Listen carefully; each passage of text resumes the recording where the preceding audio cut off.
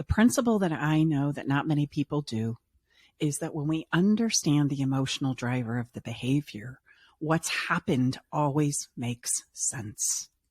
It's kind of like, of course you have anger issues. Of course you have mental health issues. Of course you had an affair. But we never get to the point where we understand the emotional driver. We just talk about what happened. Hey, thanks for coming. Welcome to the Love Shack.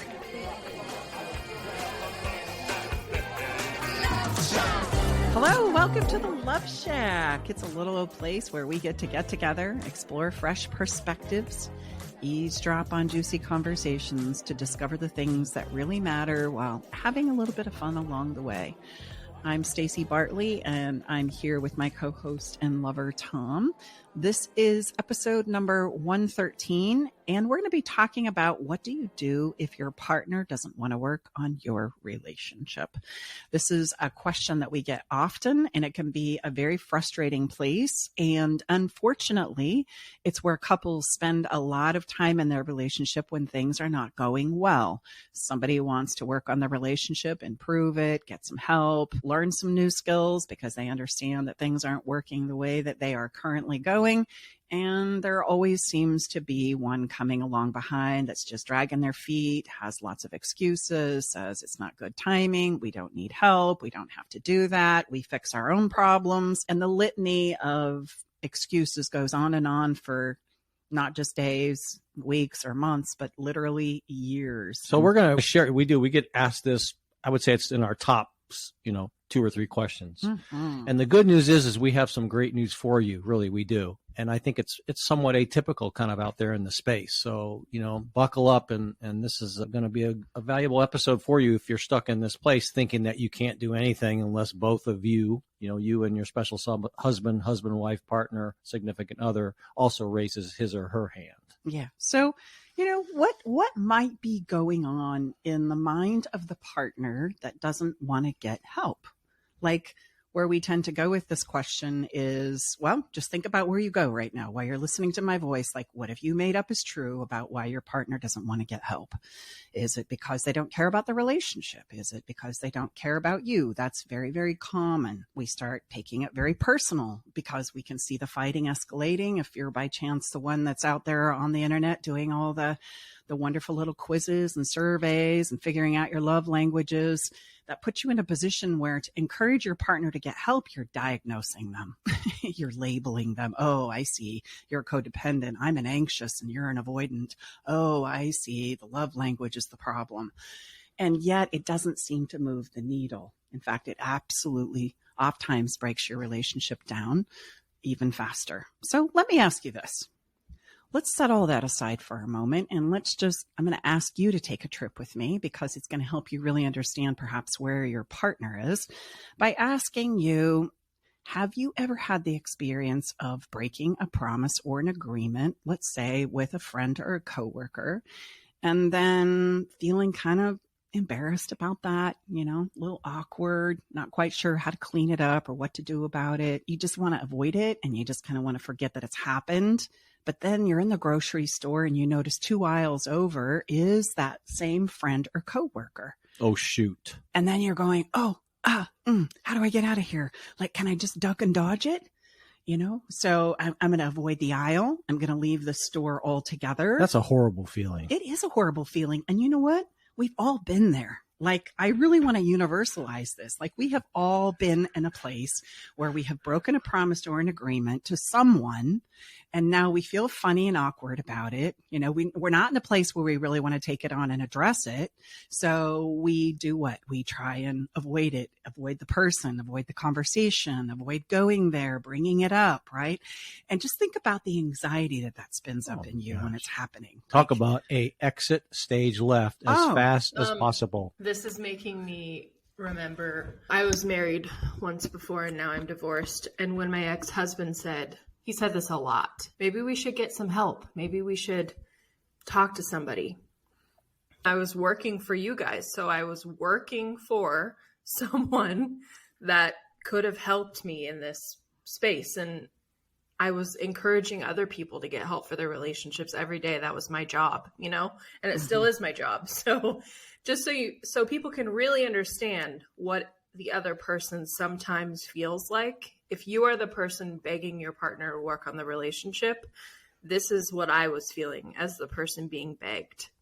No, I don't want to go have someone tell me that there's something wrong with me, and then I'm going to have to take responsibility for all the wrongness that has occurred, because that's kind of what I was being told to believe about myself.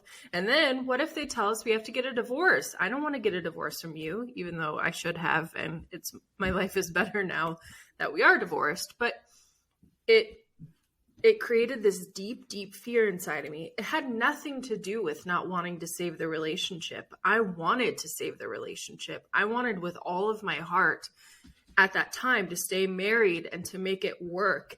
And I thought going to get help would be the thing that caused us to get a divorce. Mm-hmm. So let me ask you, Brooke, and for those of you that may be joining us for the first time, this voice from out of the dark is our daughter, Brooke. So when Stacy introduces everyone inside the Love Shack, it's, Stacy and myself and our daughter, Brooke, who many of you have talked to, interacted with, but sometimes when she's not in the dark, she's with us, and sometimes it's the voice from the dark. But let me ask you, Brooke, would you also say there was added trepidation or outright emotional distraught, thinking that you may go to Mom too, and you're a part of a platform that just because we're part of this platform, none of us should ever have a problem in our relationship? Yeah, totally. Like, it was embarrassing for me. I felt embarrassed. Like, I'm telling everyone how to have these great relationships and I'm failing in my own. Yes.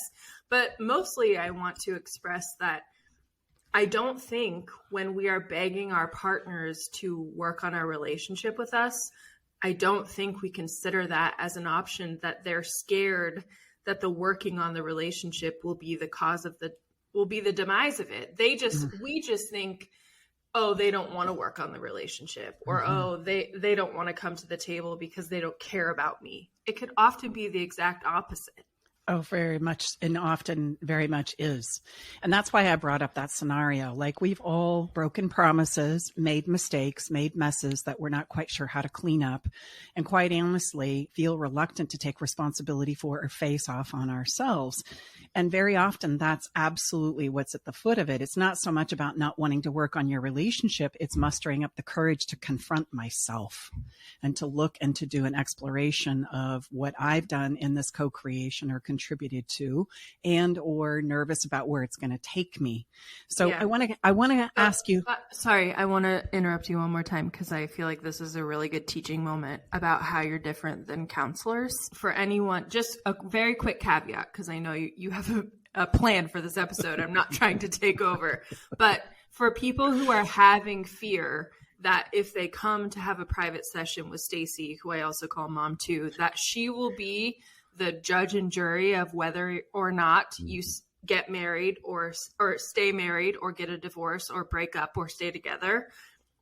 I just want you to know she will never give you that answer. She is not that kind of person who helps you with your relationships. She doesn't make that decision for you, and she will not recommend one way or another. She leads you on the journey for you to make that decision. Thank you, Brooke. And that's absolutely the truth. And that's an important caveat, because there's only two people that are going to be able to live out once that decision is made. You know, I'm going to go on my life. I'm going to go back to my life. And there's only two other people that are going to be affected by the choices and decisions that are made in our sessions or in our time working together. And those two people are you and your partner. And so what right do I have to tell you what it is you need to do? Those things need to be explored and determined by the two of you and the two of you only. I can only point you in the places and maybe improve your skills, not maybe, but improve your skills in regards to how to have the conversations and explore the possibilities of where it is we go next. And it's very real that neither one of you know. In fact, you don't know. Like, it's going to be a journey. You can't make that decision before you start and get help. That's a decision and choices that are made along the way as we improve our understanding of ourselves and each other. What I wanted to say is, so when someone says no, that I don't want to work on this relationship, and we probably take it personal and make up some ridiculous excuses as to why that's not happening, I just want you to remember this. Okay. No does not mean no. Instead, no means I'm not ready to talk about it. I'm terrified of being vulnerable.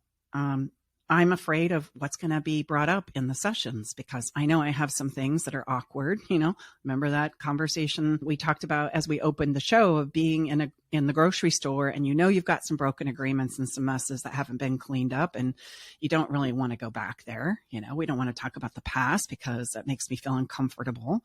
And so there's some things I don't want to have brought up because, well, I'm not ready to face off with that. Or I feel guilty and feel that all of this is going on because it's me and my fault. And again, I'm not ready to confront myself. Or how about I'm not sure if I can handle it emotionally without losing my shit. Like I'm in a place where I'm hanging on by my fingernails and I'm not quite sure I can go there.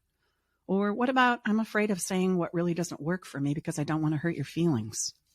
Right? I've got a lot to say and I've got a lot that's built up over the years. And I'm afraid if I let it all out, it's going to hurt your feelings, destroy what we have, and we're going to be done. Which brings me to the next thought that's often shared is I'm worried if what we confront ruins our relationship and creates a divorce. And that's the divorce I've been trying to avoid for years and years and years. How about this one? It will devastate me to hear the truth of you and what's going on for you because in my mind, believe me, I'm carrying a horror picture that's probably far worse than what's going on with my partner. But I have a horror picture that makes me the bad guy in the situation or the bad woman. So there's some solutions here. And Tom, I'm going to call on you. For those of you that are not watching, I'm raising my hand now to add a number 8. Number 8 is the person who has not started. So let's say, okay, someone starts to work with us.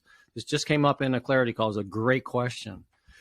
So one of the husband, the wife, whatever, starts to work with us. And then I like to say it's the hesitant partner, the hesitant, one that's not working with us. So I say, okay, heck no, I'm not going to go start working with you and those crazy people from California because they're invariably, I'm going to be doomed.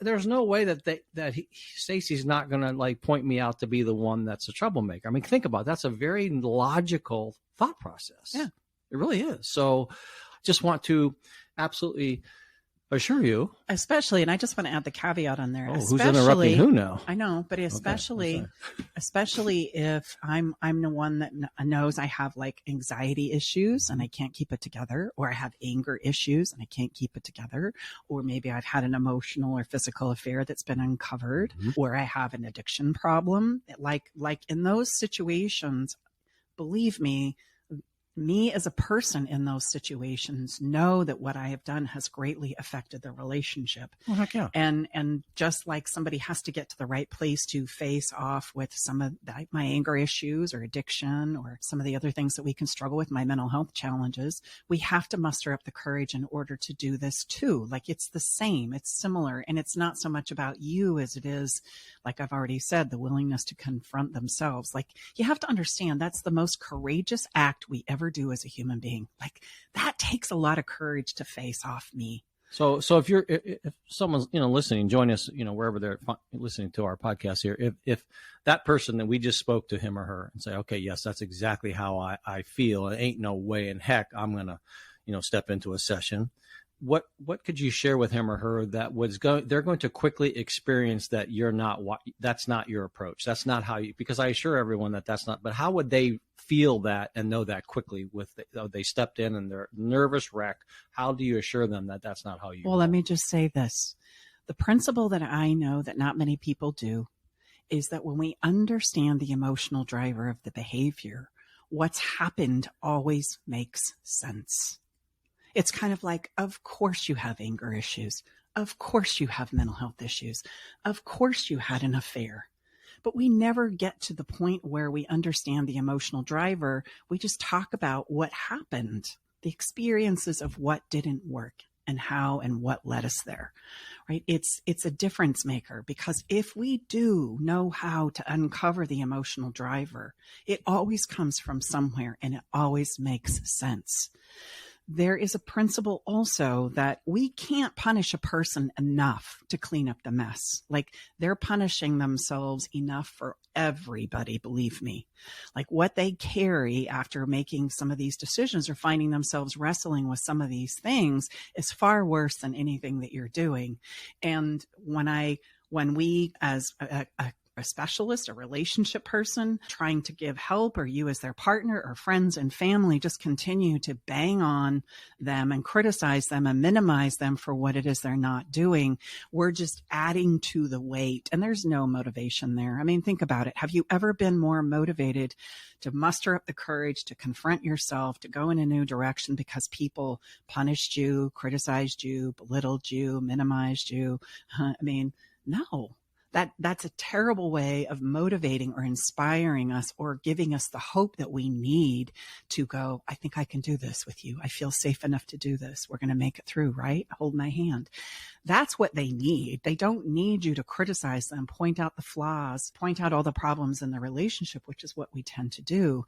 They need to be able to create a foundation of safety and courage to step in, because obviously by saying no, it's not no forever. It's just, no, I don't know how to take that on right now. Like, that's way over what I feel I'm capable of. That's really what they're saying. So I have some solutions for you for this conversation that will help you, right, basically talk about and open up better ways of exploring the help and support that you need to go in a new direction if by chance you find yourself in your relationship right now really struggling. And if you're not struggling here, I guarantee you there's somebody in your sphere of influence who is. And I'm going to encourage you to pass this along and share this information with them, because we've got to stop the criticizing, the banging on, the minimizing, basically the punishing the person to get them in to get help. Like, that's a terrible way to go about it, in my humble opinion. And also reassure them that that's not how we roll over here, right? Not in the Love Shack, not in my private office, and not in our Better Love Club. That is not allowed. There's an exploration that needs to go on. And when we uncover those, right? Sometimes the person doesn't even know what's driving it. When we uncover those, it all makes sense. It's like, wow, of course that happened. And may I ask just one follow up on that? So when you start working with someone that has that an inevitable, very realistic fear, because he or she maybe has been the one that has initiated the less than, say, desirable behavior for a specific, situation or whatever, do you find that he or she quickly starts to feel and resonate what you just described? Oh, it's such a relief. Right. Because what they're bracing themselves for, or what they're mustering up the courage to face, is to go, well, see, Amy Lou had an affair. And I'm going to go, Amy, how could you? Like, didn't you know that was not going to destroy your relationship? I mean, what were you thinking? That's what they're expecting, or, Harry with his, anger management issue. Harry, what do you mean you punched a hole in the wall and told the kids to go to their rooms, spanked them unnecessarily? Come on, Harry, pull it together. That's what they're expecting to hear. Like, what the hell is wrong with you? And that doesn't happen. And there's just this moment of sweet relief when we get 30 minutes into the session going, oh, okay. So it's like, we have to uncover what drives that for you. Otherwise, we'll never be able to change the behavior. And I want you to know there's always a really good reason for the behavior we do. We just never take the time to understand what drives it. And when we can do that, then we can all create a whole new understanding. And the person who has been struggling with this for years goes, oh man, that makes so much sense. And their partner, that's been using this as the whipping stick for, 5 years, 10 years, 20 years, can go, wow, I never knew. That makes so much sense. Stay with us. We'll be right back. Navigating the silent, complex moments of separation or your partner's need for space can feel like walking through a maze without a map. If this sounds familiar, know that you are not alone. This journey, filled with uncertainties and introspection, requires a gentle, understanding guide. Hey, I'm Brooke from Love Shack Live. We see you, and more importantly, we get it. That's why we created the Separation Support Bundle, a collection of resources designed to not just guide you through separation, but to offer comfort and clarity during these times. Our separation guide offers insights and support to help make sense of your emotions and the process of separation. And for those moments when words escape you, our guide on 10 texts to send when navigating space provides thoughtful prompts to help communicate with compassion, plus a soothing separation meditation to help ease the overwhelming moments. Because sometimes all we need is a starting point or a way to start feeling okay again. Remember, you don't have to journey through these complexities of separation alone. Our separation support bundle is here to accompany you, guiding you towards healing, understanding, and most importantly, the renewed sense of self. Visit stacybartley.com/bundle today to access your free separation support bundle. At Love Shack Live, we're all about exploring the real stuff that relationships bring, the good and the challenging. So let's tackle this together, because even in the hardest times, there's hope, growth, and yes, even love to be found. Also, it's not like you're gonna come in to Mom 2's office or the Better Love Club or, Zoom private session, and she's going to take a score sheet and then tally up whose problem is whose and, prescribe you, okay, John, you have these problems. Samantha, you have these problems. Yeah, you have too many. Divorce. Here's your papers. Go fill them out. Like, the thing is she's going to teach you, show you some areas where you're struggling, give you then the things to put in your toolbox so that you can change that behavior and have some skills to go back to when that stuff comes up again and again, because it's going to. But the truth is, it's not about coming in and being told what's wrong with you or being told, given a diagnosis or told, yes, stay married or break up. It's about being taught skills, and then the work is done outside of the sessions. The work is not done in the room. It's like that. I think that's a misconception about getting any kind of help for your relationship. It's not about what happens in that 1 hour. It's what happens after that hour is over.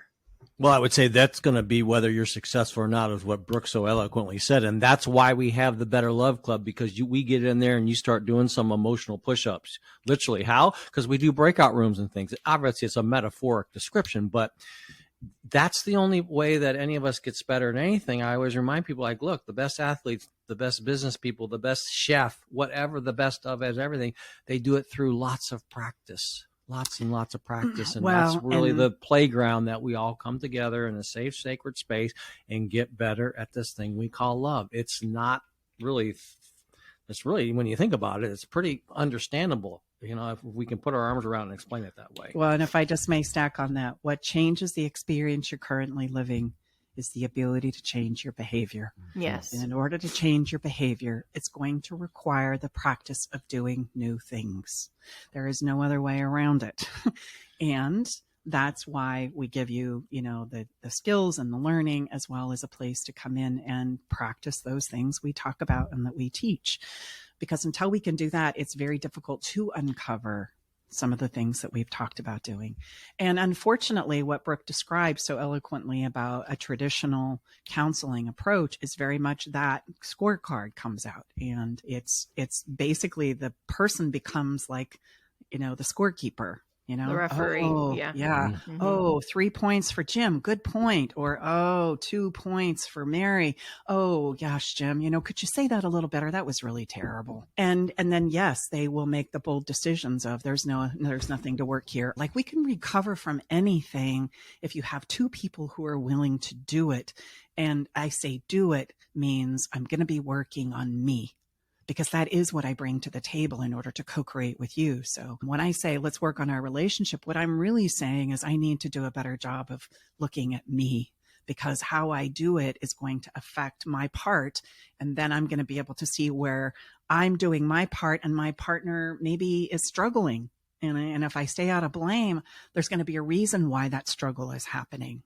And we can talk about ways to support that and go forward. So working your way out of anything is absolutely possible. You just have to have two willing people. And that's why I say our greatest risk is just running out of emotional gas. and that time frame to muster up the courage to get the help that you need, right, really does drain us emotionally. It wears us out, and that's why they end. We just can't take it anymore, right? And rightfully so. We shouldn't. When a relationship takes us to a place where we are personally breaking down and we're falling apart, that is not a breakthrough. That is a breakdown. And you have to know the difference. We need a breakthrough. And if you're not willing to do something outside of what it is you're currently doing, that breakthrough can't happen. You're just going to continue to break down. And that's why we're always saying, okay, sooner rather than later is good. And please know we're not going to judge anybody and point fingers like, come on, this is a supportive environment. I promise I'm not going to tell you what you need to do. You're going to figure that out. I'm just going to give you the skills and tools and understanding that you need so that you can have a productive conversation about how do we move forward. That's it. That's what you're going to do here. Okay. So to get that conversation going, here's the solutions that I wanted to jump into that can give you some step-by-step things that you can begin doing right now to maybe open up this conversation with a reluctant or hesitant partner. The first thing that I'm going to invite you to do is probably going to make you gulp. So I just want you to brace yourself. Okay. Hard swallow, take a breath, because here's what it's going to take. If you're wanting somebody to come and join you in getting help with your relationship and you're going to extend an invitation to them, the first thing you're going to need to do is get vulnerable yourself. Like you're going to have to drop all the reasons and all the begging and all the pleading, and you have to stop obligating them to do it through the acts of manipulation, and you have to get vulnerable. You got to get real. And essentially that's what you're asking them to do, isn't it? It's kind of ironic. You're asking them to share with you why it is, please, come on, tell me from your heart. Why won't you get help? What's the problem? What's the resistance? As you're going, oh, great. Okay, so we're just going to do this all the time. So you're just done, this is over. No. So may I point out, would you say that's a great demonstration of what we say many times? You're behaving in the very way of what you don't like in your partner. Oh, for sure. Hopefully you caught that. For if you're driving now, really take that in again. I mean, because when I share that with people on the call, oftentimes I think I've lost connection with the person because it goes really quiet. Mm-hmm. And I'm simply pointing out how we all do it. Like, oh my gosh, I never. You're behaving in the very way of which you don't like that's being demonstrated with your partner. Well, that's pretty incongruent. Or you're asking them to go places that you're not willing to go yourself. Just open up and tell me, come on, I'll do anything, right. And again, it doesn't matter what you say. It matters how you behave. Well, this also reminds me of parenting. I'm not a parent yet, but when parents say, please tell me anything, I promise you won't get in trouble if you tell me. And then you ground them when they tell you something that you don't like. It reminds me of our TikTok about emotional affairs, which a lot of people comment on and still have commented on, and some are commenting right now as we speak, and I'm looking at them, so it's kind of bringing it up in my mind. People say, well, you ask your partner to answer these questions because you've listed out some questions on the video that are more important than finding out the details of the affair, and they'll just lie to you or they won't tell you the truth. And here's the thing, finding out that someone is cheating on you, I can't imagine a more painful situation. It's terrible. We're not saying it's not terrible. It's terrible, and it's painful and it hurts. But why would your partner tell you the truth about the affair that they had if you're asking them in a way where they know they're going to get berated? Or, why would they tell you those answers if they know that when they answer them, they're just going to be put through the meat grinder? Yeah, there's going to be hell to pay. Yeah. Yes. So that's all we're saying. Why would your partner want to work on the relationship if they know that it's going to be a shithole for them? Mm-hmm. Even though there's pain there, you still have to remember that they're a human too, and they don't want to face the reckoning if they know that that's what's going to take place. So why don't we come at it from, hey, I want to work on this relationship because I love you, because we love each other, because And I think it's fair to say, again, throw the outliers out in any situation, yes. But I can assure you, or I would say with great love and respect, it would be my sense that those of us that have made these significant, say, missteps, we certainly know that that was maybe not the best choice, but I also often remind people too, it also confirms to me without a shadow of a doubt, at the end of the day, sometimes we're gasping for emotional air, and we're going to take these so-called egregious actions that we know is at great risk and peril because we simply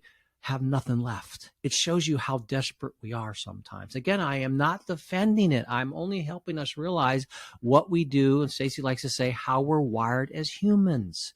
I'm telling you, we all can get pressed, and some interesting behaviors will emerge if it's no other solution that we can think of or know of at the time. This makes me think of the quote that says, violence is what happens when we don't know what to do with our suffering. Exactly. You know, that is where we go, and it's a survival skill. It doesn't mean it's right. It doesn't mean it's wrong. It doesn't mean that it doesn't create an absolute shit show, but there has to be some kind of an outlet when we don't know what to do.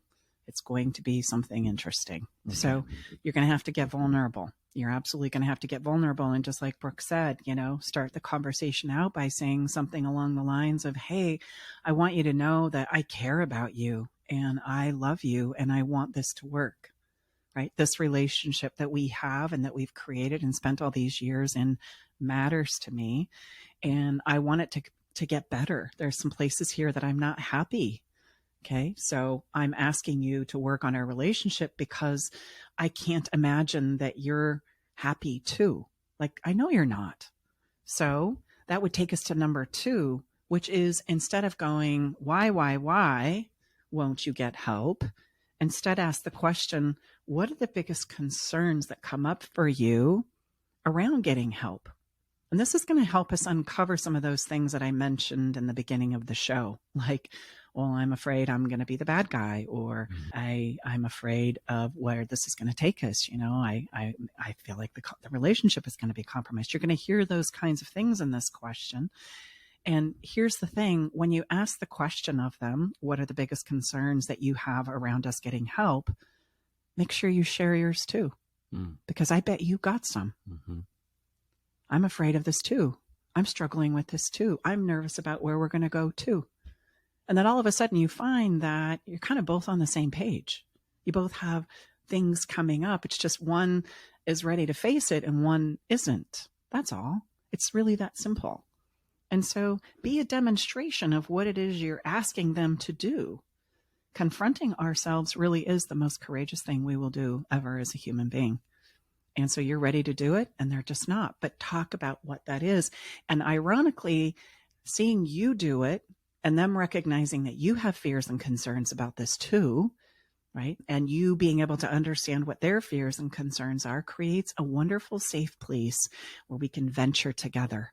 You know, it's different than saying, okay, you've got it all figured out, or think you've got it all figured out and you're ready to take on the dragon and I'm not. That's very different than, hey, come on, hold my hand. I'm scared too. Let's do this together. Let's lean in and see what happens. I'm ready to face it. And so that's where this needs to come from. So then number 3 is going to be share with them why you want it to work, why you want to work on it. Because oftentimes what we make up in our heads is very different than what's actually happening. Like, why do you want to work on this? That might be a conversation. Why don't we just leave it the way it is? You know, I mean, I know it's not great, but at least it's something. I'm terrified of being alone. That's a real fear. If we work on this, I'm afraid I'm going to be alone. Okay. So why do you want to work on it? Create a vision of what's potentially possible from your lens, from your experience. And I'm going to invite you to reach back into the past in your relationship. This is where, when it was good, what made it good? Like, talk about those things. Remember the vision that you planned and you talked about for endless hours in the beginning. We need a new vision. And we need to know that, gosh, we're going to venture there together, you know, and that's what this is all about. And then that becomes a place of inspiration instead of a place of, you know, belittling, criticizing, breaking down, blaming, finger pointing, judging. That's not going to take us anywhere. So point to the vision, share what it is you see. Why do you want to work on it? Tell them, what do you see as possible? Where do you feel like the potential is with the two of you in this? And then let them know that you're going to begin creating a better you, because that is what you bring to the table. And that is all we have to bring to the table is you in this so-called thing called our relationship. And you're going to say it like this. You know what? I've decided that this is so important and that this vision is so possible in my own mind's eye that I'm going to get better creating a better me so that at least I can show up better in this relationship and do my part. And I would love it if you would join me on that adventure. I mean, after all, this is how I feel I can best create what it is I'm hoping for and desiring and wanting in our relationship. And I appreciate the fact that maybe you may not be ready to go there, and that's okay, but I'm going to get started because I think that's the greatest gift and impact that I can make on doing my part in this relationship. And here's the thing you need to understand. When we feel scared and awkward, we need a catalyst sometimes to get busy doing the things that we know we need to be doing or that would be really good for us. And you know what often that catalyst is? Pain. There's a saying that says, being hungry, starvation is a really great motivator. Like it'll get us to do things that we wouldn't do otherwise. And that's the gift sometimes our relationship partner brings to our lives is they're saying, okay, great. I hear you. I understand you. I want you to know I get it. But here's what I'm going to do. And I hope you'll join me. And that becomes the catalyst in the moment that goes, oh, wow, I can't convince them to stay. I can't convince them to wait. Like this train is moving out. Now that's a different conversation. I'd better decide whether I'm going to get on it or all those fears that I was afraid of happening anyway are going to happen anyway. And that will be the thing to kind of get me to show up, not for you per se, but for me, for myself, when that's a terrifying adventure. Well, and therein, I just would add, therein lies the gift of, you know, what we call these catalytic moments. And you hear and read about people say that have been, they discover a very significant, say, health, diagnosis challenge. And some of those people will share with you in their own terms and experience that like it was the best thing that happened to me in that it motivated me at the highest level to turn and face lots of other things that weren't going well. I mean, some version of that, right? I mean, so yes. Like, wow, they took that incredibly challenging situation and just opened it up for exploration in every area of their life. So if we allow the hesitant partner to enroll us in waiting, guess what's going to happen? Nothing.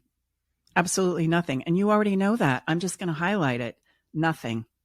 Instead, what you're going to continue to do is the breakdown that you're currently experiencing. Yeah, and I would just say the two things that we as a family are constantly navigating with people that call me and Brooke talks to on social media and stuff is the indecision and waiting.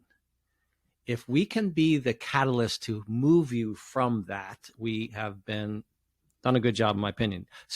Put a toe in the water. And I think it really, especially when 95% of the time, two people in the relationship, even though they need help, the average new statistic Stacy just found somewhere, waits 6 years before they do something. But my point here is of great passion, as you can tell, is they have no idea realizing that you could choose to do everything that Stacy is laid out and almost finished before we rudely interrupted her, that yes, you can do all this still honor your partner, but be the braveheart we like to call and start not by threatening and leveraging it, but be the demonstration of what's possible. See, that's a whole framework that no one talks about. Well, and here's the thing that is going to give you, the person who wants to start working on the relationship, because yes, the relationship is kind of the thing that you're focusing on, but there's really a driver inside of you that you want to explore and become a better you. Like that's what's driving this, really, if we get down to the net bottom or foundation of it all.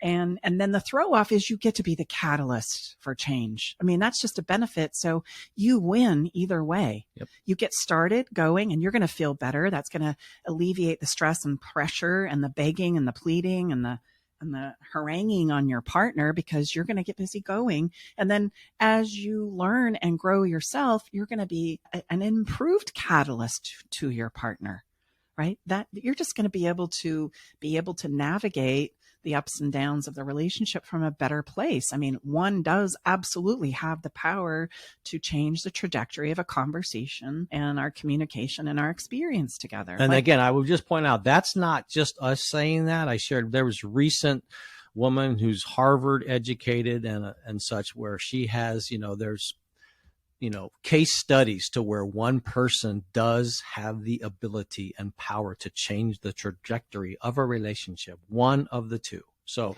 that's not us saying that has now been, Well, we've and seen it. she even said though, I know, but she even said, like, until I had read this, I didn't believe it myself. This woman of very high, credentials and such. So I just think, I know we know it, but it's powerful to get outside confirmation so people don't think we've kind of lost our marbles over here in the Love Shack. You know what I'm saying?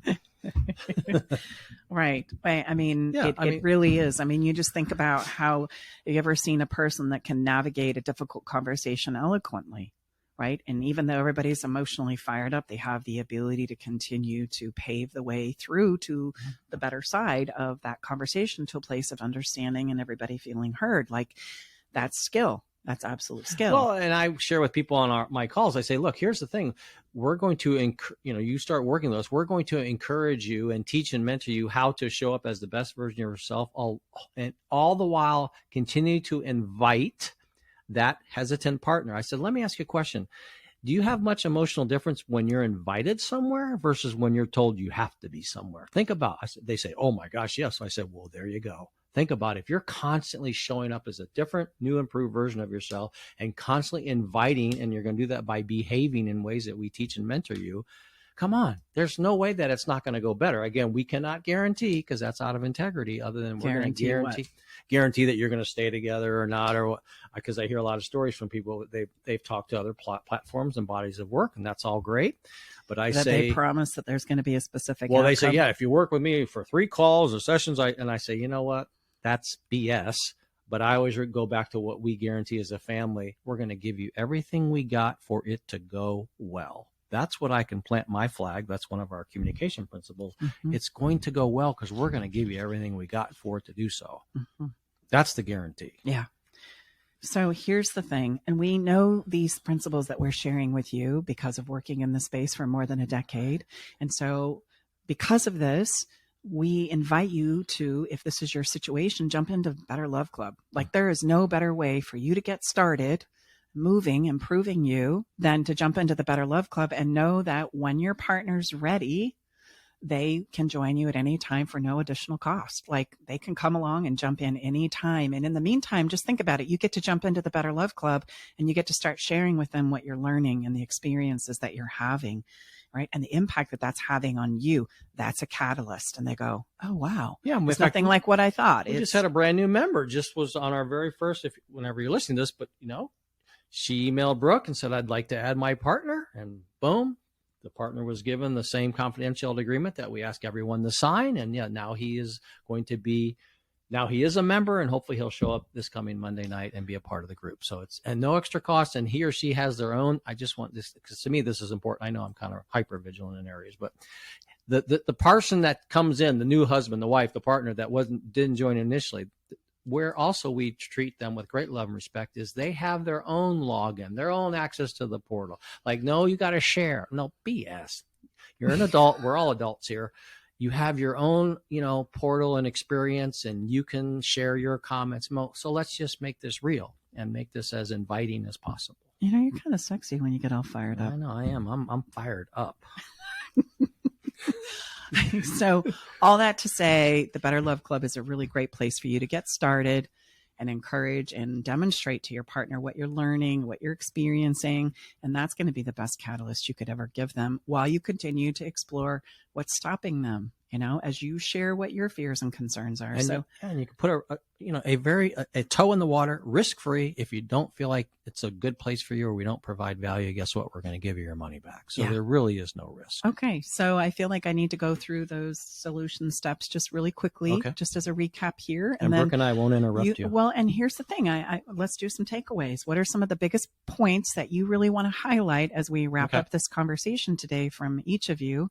And my part will be, I'm going to recap these solutions because that is, I think, the best thing that I can give you on how to approach this. The first one is you got to get vulnerable. You're going to have to talk about what makes you afraid and why it is you want to work on this relationship and why it is you would want to see happen as a vision, right? So that's the first 3. Get vulnerable, talk about and ask, what is it that makes you nervous about getting help? Here's mine. And 3 is, okay, share the vision. Why do you want to work on it? Share that with your partner. and then let them know that, hey, I think this is so important. Here's what I'm going to do. I've chosen to get started myself, and know that I'm not attempting to leave you behind, or I do want to understand and accept the reality that you're not ready, and that's fine. I'm going to get started, and I'm going to get jumping into the BLC. And I just want you to know these people have made it so easy that you can join me anytime with your own private login. And then you're going to go to the betterloveclub.com, and you're going to put a toe in the water, sign up for a month. I think you get, it's come and join us and check it out. We're going to know instantly if that is something that's going to work for you. And then as you demonstrate and show up more and more of the things that you're learning and sharing that with your partner, which we're absolutely going to encourage, they're going to jump in. I can't tell you how many couples on the front side have said, oh, there's no way they will ever come. And sure enough, they come along because they see and understand that there's a different experience that's happening in the household in regards to how you show up, and they want more of that. It becomes an inspiration. And yeah, they might be a little sarcastic. Oh, you must be saying those things that woman told you to say. Yeah, I am. And they work really, really well. So, you want to join me? Come on, don't be offended by that, because they're going to see and notice. And if it's still scaring them, they're going to try and shut it down by saying, oh yeah, there's that crazy lady again telling you what to say. Yeah, it is. And I love it. And it's working really, really well. So that's what I would encourage you to do, instead of probably what you've been doing for months or years. It's a better solution for everybody. So what did the two of you have? Well, I would just say, final takeaways? Play, and Brooke, hopefully we can extract out. How Stacy hears often like, God, I wish could I have you in my ear? So what we're doing, yes. So meaning that was I'm going to brag on my wife here, that I can assure you, if you present it like that, your version of that. So again, it's a very much invitational, encouraging, positive. I'm going to choose to step in. It means nothing that I don't care for you, and that I'm not trying to be superior to you, and you're just this tag along. I felt it, and I've heard it many times. So remember, the sharing of how you're going to move forward will be the catalyst, however he or she chooses to, step in or not step in, or however long they take, because of the way that you're doing it. Again, you're behaving in a way I would bet probably that your partner has not experienced you, especially around this very sensitive topic. Okay, so you got to set it up for success out of the gate. And my sense is what Stacy just shared with us, the literal, her version of it. Just put your version around that. If you need some specific help on that, we can help you with that in a private session as well. But we can help you you can come into the Better Love Club and ask a question during a live session, or ask it privately to us, and we'll help you. Mm-hmm. What about you, Brooke? Anything, Brooke, for you? I would just say, if your partner is acting like they don't want to work on the relationship, I'd probably say 95% of the time it's because they're scared. And if your friend was scared about something, how would you encourage them to do it? Would it be to berate them, or, tell them why they suck, or that they're a little baby and they shouldn't be scared, or that, you don't care about me because you're not going to do this with me? No, you would be reassuring, and you would tell them they don't need to be scared, or that you're scared too, and we're going to do it anyway. Or, you would be very kind. Or if your child was scared, same thing. You'd be very kind about it. You wouldn't be a bully. So I would just invite you to think about it in that way, because it kind of takes the focus off you and making this a direct affront towards you, and helps you know that they're in their head just as much as you're in your head. It's not about them not caring about you. It's them being scared and nervous and all of these things. And so how could you approach it knowing that? Yeah, I love that. So as I've already said, spread this around. We need to do a better job of being able to talk about exploring getting the help that we so need when we need it. And I know that nothing good happens when we wait, and I understand why we wait. And so my encouragement is always stop waiting, and even just one person, get busy doing what we know we need to do instead. So that takes us to turning the corner here.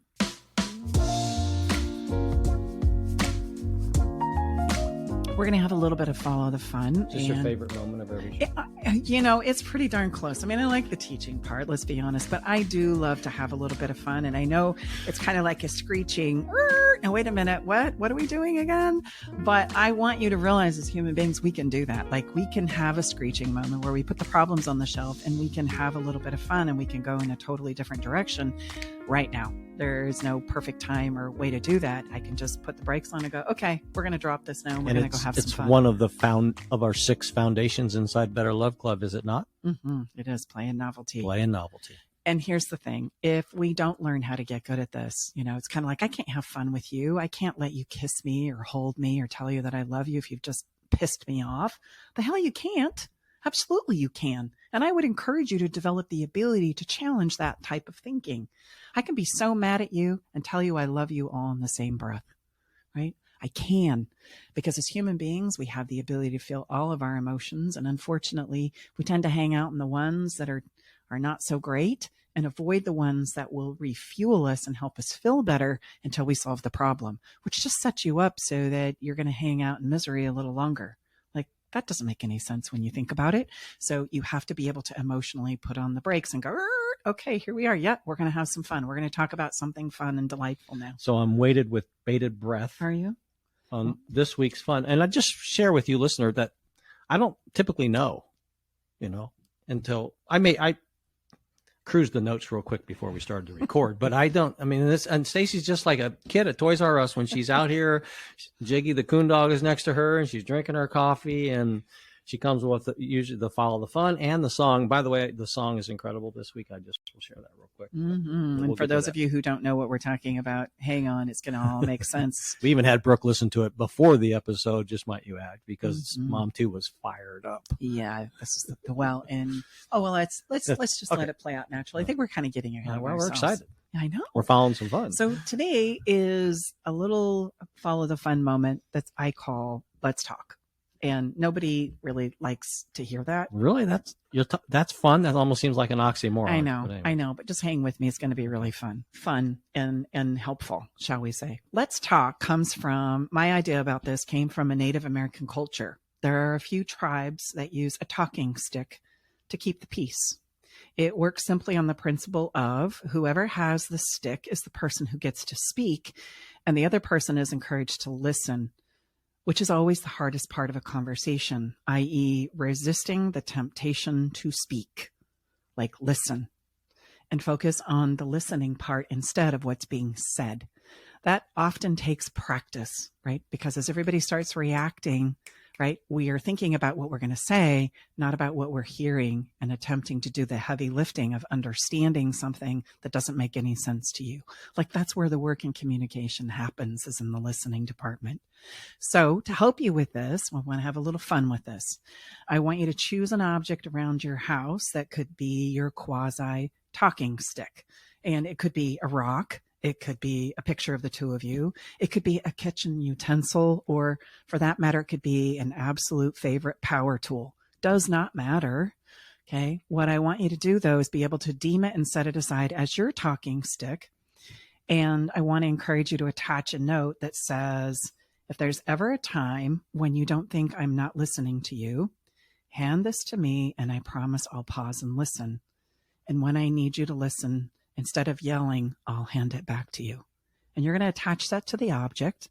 And then we're going to make it really wonderful. We're going to put it in a very fancy bag or box, and we're going to wrap it up, put a bow on it. And we're going to present it as though I am presenting a very precious gift to you. So I might, surround a meal with it, or have a little snack and our favorite beverage. And I'm going to pull this out and I'm going to present it to you and let you unwrap it. And here's the thing. I know that this is going to change the ability of where you focus when you attempt to have a conversation. Like whoever has the stick gets to talk and you get to practice the listening. And then it's then and there in those moments we get to understand the wrestling that goes on inside of us, right? That urge to go, oh, but I have something to say. Oh, yeah. Just pause. There's going to be time for that, right? That takes practice. So I kind of wrapped up, a little fun in something important that would help us have better communication, and threw in a little, history while we were at it. Now Okay. That's fun, don't you think? Yes. Ha! Okay. As everybody was talking about the song, it is pretty spectacular. Jill Scott is one of my artists. And for those of you who are new to the podcast, I select a song each and every episode to kind of communicate through music the gist of what it is we're talking about or the experience that we're trying to create in our teachings and our lessons. And I do it because, yes, I love music. And I think sometimes music can say it better than we can say it in a whole bunch of words. And I feel like Jill Scott today in her song, Whenever You're Around, knocked it out of the park. So I had to share it with the team. I was so excited. And this is why you're going to understand. We've just talked about how to enroll your partner into the idea of getting help in your relationship. And she opens up the song by saying, listen to me, listen to me, listen to me. I'm going to have to sing it. Oh boy. And she says, I've been talking to this man and he makes me smile when I'm down. He says sweet things and all the things are things I need to hear. And that's as far as it's gone, I promise. But here's the thing. I miss you. I miss what we have. And it seems like, though, when you're around, I'm always alone. My hope is I can have you with me, what happened to our relationship in the past. Mm-hmm. But the problem really is I'm lonely whenever you're around. And man, it's a good one. And it's got a little good jazz tune to it too. So you're going to want to dance to it. And I want you to know that you can go and get this song by going to our website and checking out our Spotify playlist, or you can just go directly to Spotify and search up, I think, Brooke, it's the Love Shack Live playlist. Did I say that right? Yay! All right, people, we got to wrap this up. Okay. These people have spent some time with us and we want to thank you for that, for taking time out of your day and listening to us here in the Love Shack. Or night or wherever you're listening and whatever time it is. We just realized we've got like our third or fourth biggest audiences in Germany, I think, wasn't it? Yeah, it's pretty for awesome. Our wonderful, the power of the internet. And if by chance you have a conversation about love, sex, and relationships that you would like us to have here on the show, absolutely go to our website and let us know. Come on. We're all in this together and we can all get better at this together.